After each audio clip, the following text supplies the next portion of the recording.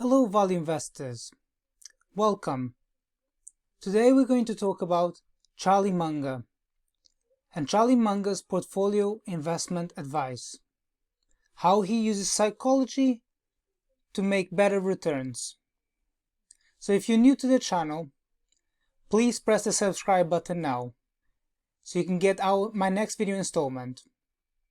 And remember, drop comments below and I'll respond to all the comments with your questions and whatever discussion, however it may go. So let's get started. So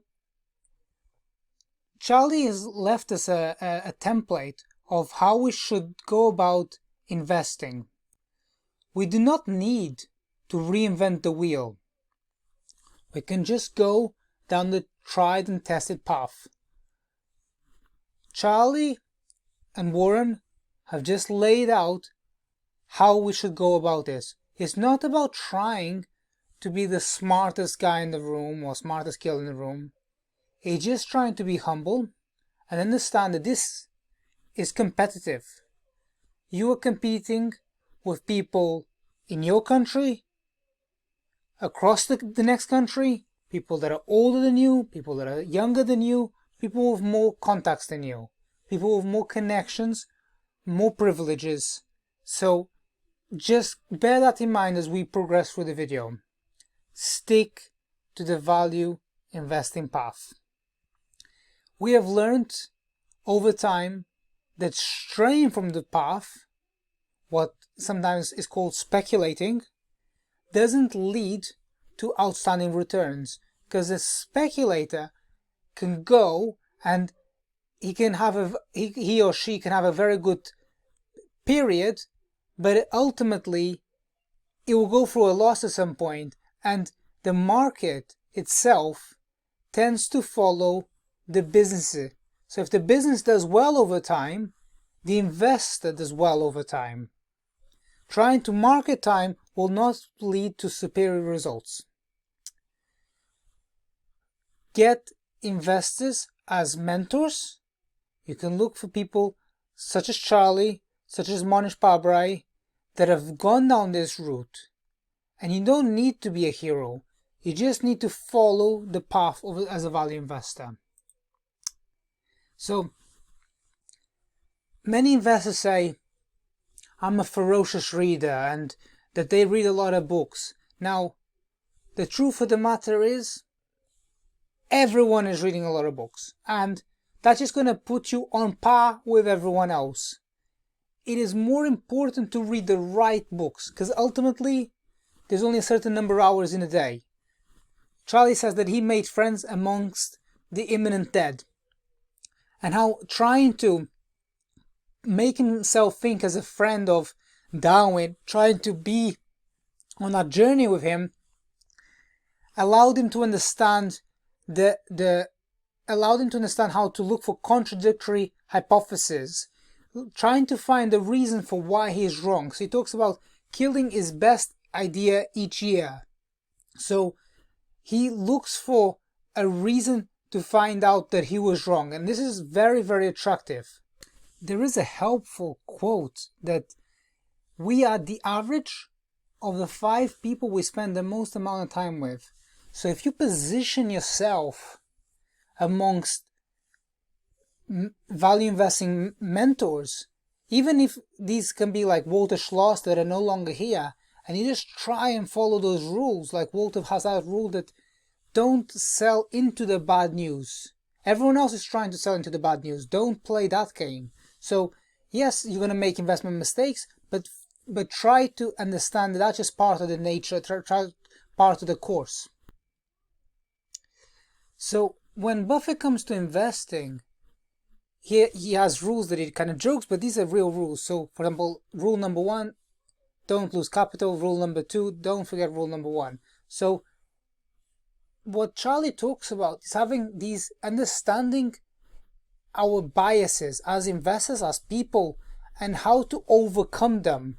And we overcome them by understanding our tendencies, understanding human nature. So the way to go about this is to try to stick to a circle of competence. Try to invest in businesses that are simple. So a quote that sometimes gets misattributed to Warren is actually from Peter Lynch, that is, invest in a business that even a monkey can run, because one day a monkey will run that business.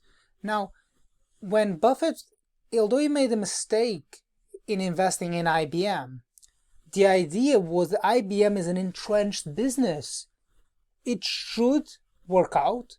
There's always a doubt that it will work out, but it should work out.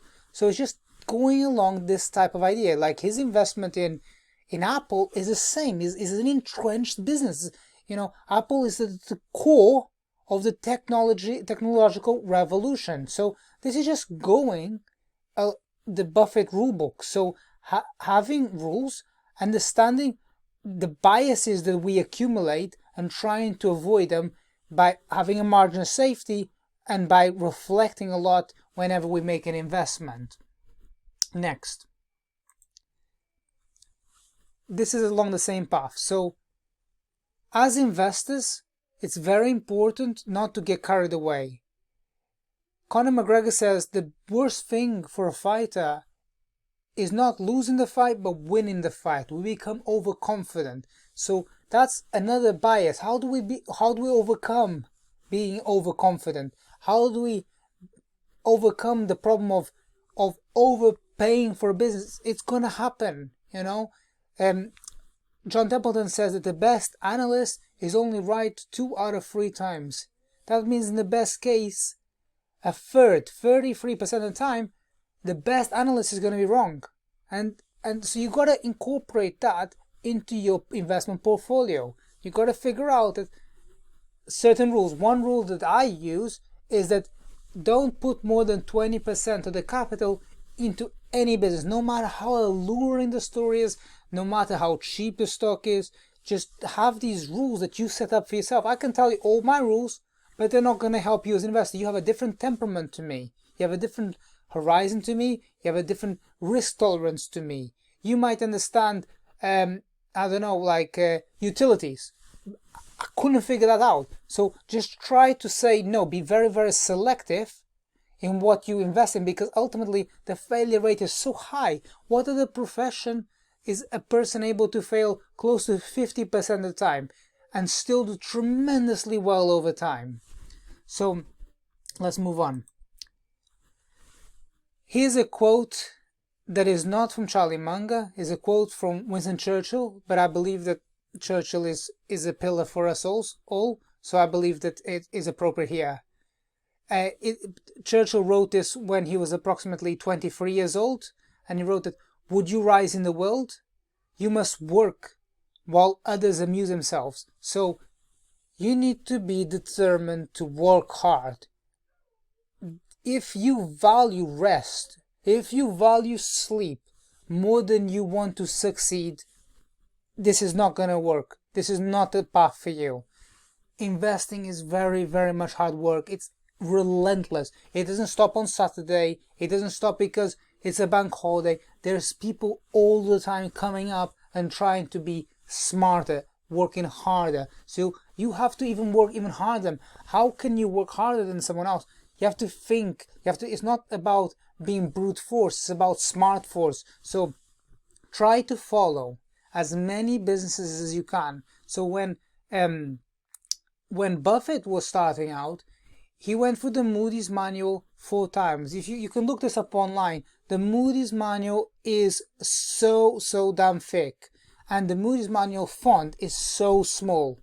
And there was back when he was going for the Moody's manual, which is approximately in the ballpark of 1950, there were a lot more public businesses. So it nowadays there's like something like 3,500 public businesses in the US. Publicly listed businesses. So he was going through that, and he went through it I think 4 times. So he jokes about this in an interview online. You can look it up with Rose, and he basically says that jokingly that he starts with A and goes on to B, but that is the mentality that you just have to work and you have to follow. So the way to do this is to do it little and do it often. So, for instance, spend 5 or 10 minutes each day trying to learn a business. Just try to kind of understand. It can be a business you already know very well, like Apple or whatever, but just it's important to do it consistently. There's no point doing, let's say, being a weekend investor, spending a lot of time on Saturday and Sunday, and then forgetting everything throughout the week because, life got in the way. You have to kind of plug away 5-10 minutes each day. So Charlie Munger talks about the importance of checklists. So he talks about, a pilot having a checklist. He talks about an astronaut going into outer space having a checklist. This is the kind of due diligence that you need to have in the back of your mind. So your checklist will most likely be different from mine. My checklist is things that I've made mistakes, blunders that I've made in the past, and I'm just trying to learn, because your knowledge gets compounded over time.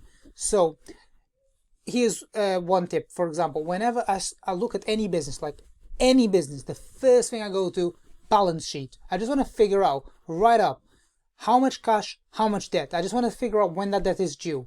I just want to straight away go through that balance sheet, spend 10 seconds on it, and then I'll go through it a little bit more detail, and I'll look at, if you look at the 10K, you can look under liquidity, and you can go through and just figure out, have they drawn down on the revolver? How much is the revolver, the interest rate? Is it high? It could, if it's high, if it, at this time, if it's higher than 6%, that is expensive.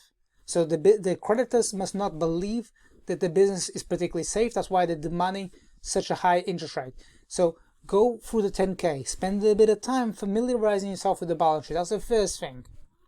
Another thing that I do, because it's just so easy, just try to look at the number 1, number 2 competitor. Just try and understand what distinguishes business A from B and C. What is the advantage and disadvantage of A versus B and C? Just because a business is smaller does not mean it will catch up to the larger competitor, and vice versa. Just because the top competitor is the leader in that sector does not necessarily mean it makes for a better investment. So these are two things: balance sheet and competition. So just before we wrap up here, we talked about looking for someone smarter, mental models, biases, being hardworking, being humble, and the importance of checklists. I hope you found that video useful, and as always, this is our Value Investing Journey. Please subscribe. Thank you for watching.